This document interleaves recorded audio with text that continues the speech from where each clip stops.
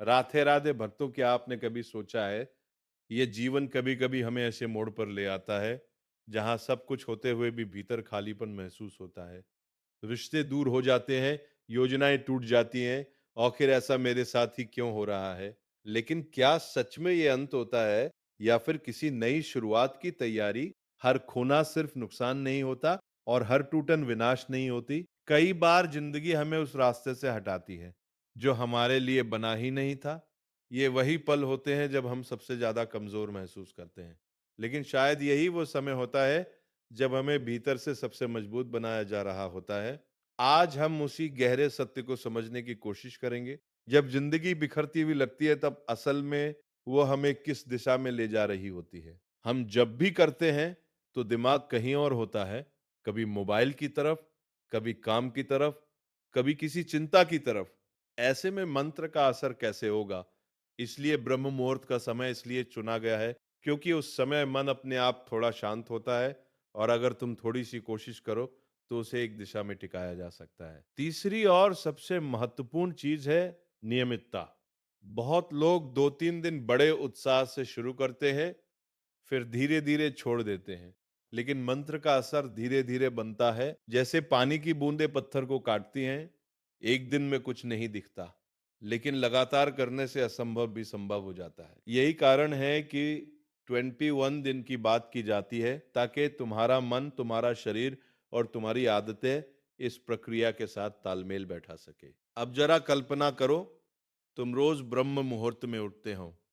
चारों तरफ शांति है, हल्की ठंडी हवा चल रही है, आसमान धीरे धीरे उजाला पकड़ रहा है, और तुम एक जगह बैठकर अपनी आंखें बंद करते हो, कुछ गहरी सांसें लेते हो, अपने मन को धीरे धीरे शांत करते हो, और फिर उस मंत्र का जप शुरू करते हो।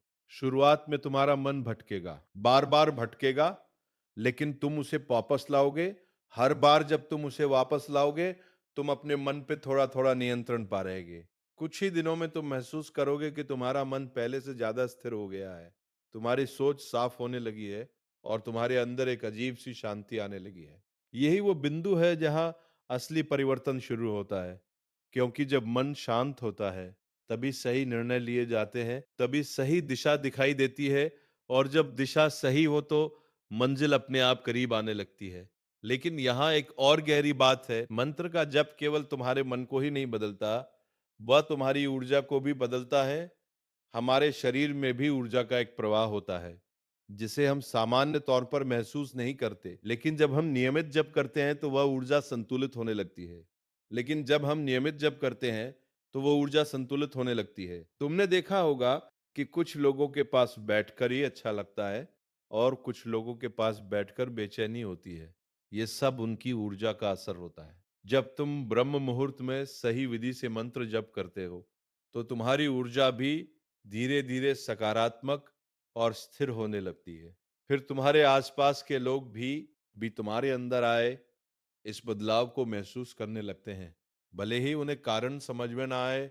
और यही वो समय होता है जब तुम्हारी बाहरी दुनिया भी बदलनी शुरू हो जाती है। अवसर मिलने लगते हैं, सही लोग मिलने लगते हैं, और जो चीजें पहले मुश्किल लगती थी, वे धीरे धीरे आसान लगने लगती हैं।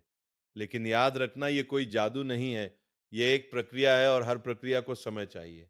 इसीलिए धैर्य बहुत जरूरी है। इसीलिए धैर्य बहुत जरूरी है। अगर तुम हर दिन ये सोचकर बैठोगे कि आज कुछ बड़ा बदलाव दिखे, तो तुम निराश हो जाओगे। लेकिन अगर तुम ये सोचकर बैठोगे कि मैं सिर्फ अपना काम करूंगा, बाकी परिणाम समय के साथ आएंगे, तो तुम इस रास्ते पर टिक पाओगे, और जो टिक गया वही जीत गया। अब तक तुमने समझ लिया है कि ब्रह्म मुहूर्त क्यों खास है, जप क्यों जरूरी है, और उसे सही तरीके से कैसे करना है। लेकिन अभी भी सबसे जरूरी चीज बाकी है। वह कौन सा मंत्र है जो इस पूरी प्रक्रिया को पूरी ताकत देता है? क्योंकि हर मंत्र का प्रभाव अलग होता है, और अगर सही मंत्र को सही समय पर सही तरीके से किया जाए, तो उसका असर कई गुना बढ़ जाता है। अब मैं तुम्हें वही मंत्र बताने वाला हूं, साथ ही ये भी समझाऊंगा कि उसे कितनी बार जपना है, किस तरह बैठकर करना है, और किन गलतियों से बचना है, ताकि तुम्हें सच में वो परिणाम मिल सके जिसके लिए तुम ये सब कर रहे हो। अब वो समय आ गया है जिसका तुम शुरुआत से इंतजार कर रहे थे। लेकिन अगर तुम यहां तक पहुंचे हो, तो इसका मतलब है कि तुम सिर्फ सुनने नहीं, समझने और करने के लिए तैयार हो। क्योंकि जो मैं अब बताने जा रहा हूं वो केवल एक मंत्र नहीं है, बल्कि एक ऐसी कुंजी है जो तुम्हारे भीतर छुपी हुई शक्ति को जगाने की क्षमता रखती है। लेकिन उससे पहले एक आखिरी बात समझ लो। मंत्र तभी काम करता है जब तुम उसे कहते नहीं, बल्कि जीते हो। जब तुम हर शब्द को महसूस करते हो, जब तुम्हारा मन, तुम्हारी सांस और तुम्हारी चेतना एक ही दिशा में बहने लगती है, तभी वो कंपन तुम्हारे भीतर गहराई तक उतरता है। इसीलिए जब भी तुम ये मंत्र जपो, तो इसे किसी जल्दी में, किसी दिखावे में या सिर्फ गिनती पूरी करने के लिए मत करना। इसे अपने लिए करना, अपनी शांति के लिए, अपनी उन्नति के लिए। अब विधि समझ लो। ब्रह्म मुहूर्त में उठो। कोशिश करो कि समय लगभग 4 o'clock बजे के आसपास हो। उठते ही मोबाइल मत छुओ। पहले अपने चेहरे पर पानी डालो, थोड़ा सा चलो फिरो ताकि नींद पूरी तरह खुल जाए। फिर एक शांत जगह पे बैठ जाओ जहां कोई तुम्हें डिस्टर्ब ना करे। रीढ़ सीधी रखो, आंखें हल्के से बंद करो और 5 से 7 गहरी सांसें लो।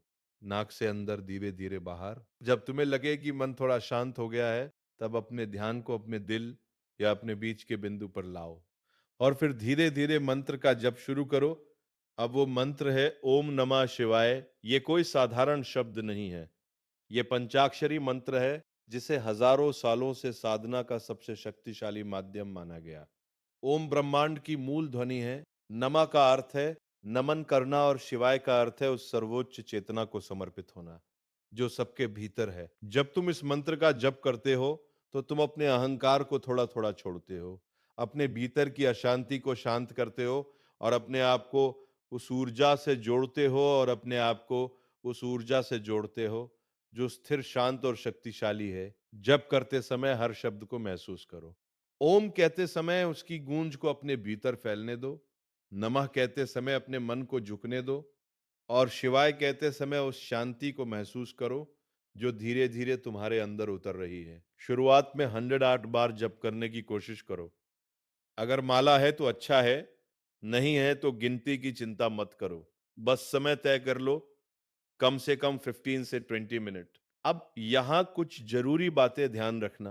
पहली, इस प्रक्रिया को 21 दिन तक बिना ब्रेक के करना है, चाहे मन करे या ना करे, चाहे नींद आए या ना आए।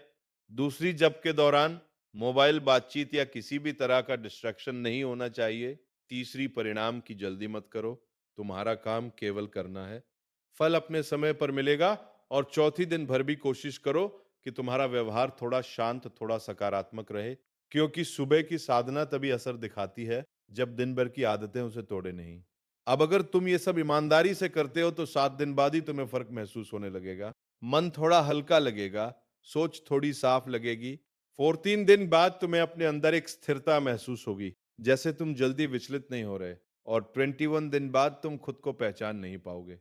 तुम्हारी आंखों में आत्मविश्वास होगा, तुम्हारी बातों में वजन होगा और सबसे बड़ी बात, तुम्हें अपने जीवन पर नियंत्रण महसूस होगा। यही असली बदलाव है। यही वो चीज है जिसे लोग जीवन बदलना कहते हैं। लेकिन याद रखना, ये कोई अंत नहीं है, ये सिर्फ शुरुआत है। अगर तुम 21 दिन के बाद भी इसे जारी रखते हो तो ये केवल आदत नहीं, तुम्हारी शक्ति बन जाएगी। और एक दिन ऐसा आएगा जब तुम खुद महसूस करोगे कि तुम्हारे अंदर जो पहले डर था, जो अस्थिरता थी, वो कहीं खो गई है और उसकी जगह एक गहरी शांति और आत्मविश्वास ने ले ली है। तो अब फैसला तुम्हारे हाथ में है। तुम भी उन लोगों की तरह बनना चाहते हो जो हर दिन वही गलती दोहराते हैं, या उन लोगों में शामिल होना चाहते हो जो सुबह उठकर अपनी किस्मत खुद लिखते हैं? अगर तुम सच में बदलना चाहते हो तो कल नहीं, आज से शुरू करो। अगली सुबह जब अलार्म बजे तो उसे बंद मत करना। उठो, बैठो और अपने जीवन की सबसे बड़ी यात्रा की शुरुआत करो, क्योंकि ब्रह्म मुहूर्त तुम्हारा इंतजार नहीं करेगा। लेकिन अगर तुमने उसे पकड़ लिया तो जिंदगी तुम्हारे हिसाब से चलने लगेगी। अगर आपको यह बात दिल को छू गई हो और आप भी जीवन के इन गहरे सच को समझना चाहते हैं, तो इस सफर में हमारे साथ जुड़िए। ऐसी ही सच्ची और आत्मा को छू लेने वाली बातों के लिए अभी चैनल को सब्सक्राइब करें, वीडियो को लाइक करें और अपने उन दोस्तों के साथ जरूर शेयर करें जिन्हें इस समय इसकी सबसे ज्यादा जरूरत है। याद रखिए, शायद यही वो संदेश है जो किसी की जिंदगी बदल सकता है। और अगली बार वो कोई आप भी हो सकते हैं,